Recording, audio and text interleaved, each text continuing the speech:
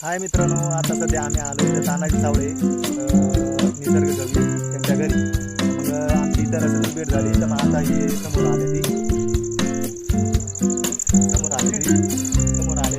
आमची इथं रस्त्याची भेट झाली. तर मग आता दोन शब्द त्यांचं ते काय बोलतात ऐकतो. नमस्कार मित्रांनो, आता रवीनं आम्ही सध्या बँगलोरमध्ये होतो. तर बँगलोरला जायच्या आधी रवीचा माझा फोन झाला होता. तर आम्ही म्हणजे एका असं जीवनाशी निगडीत असणाऱ्या ज्या काही समस्येचा आपण प्रस्थापित हे करतोय, आपण म्हणजे काही राज्यातील साहित्य संमेलन झालं तर रवीचा खूप सारा म्हणजे असं सकारात्मक गोष्टींवर प्रभाव असते. आणि त्यांनी बरेच जे साहित्य संमेलन झाले, बरेच काय झालं ना, त्यांनी बरंच आम्हाला दिलं. पण आमच्या काही गोष्टी आमचं काम झाल्यामुळं आम्हाला काही जायला जमलं नाही. तर मग त्यामुळं आम्ही त्याची भेट घेतली प्रत्यक्ष, नाही का.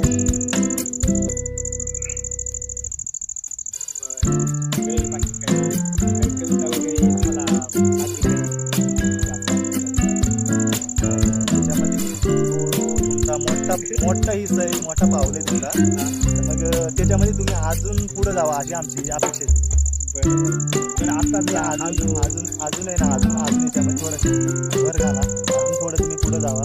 आमचा प्रतिसाद हा नक्कीच आहे ना, कायमच राहील शेवटपर्यंत. तर ठीक आहे, मी एक गडाला आलंय. तर आपल्या आता सध्या आपल्या भागामध्ये जे काही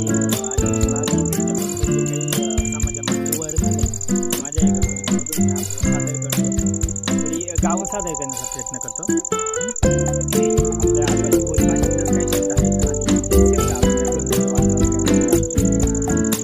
आपल्याला तालुक्यापुरती म्हणजे राहता न राहता आपल्याला राष्ट्रीय लेवलवरती आपल्या समाजाला घेऊन जायचं आहे. आपला जो काही महादेव कोळी महादेव हा जो सध्या आहे याला आपल्याला वरती घेऊन जायचं.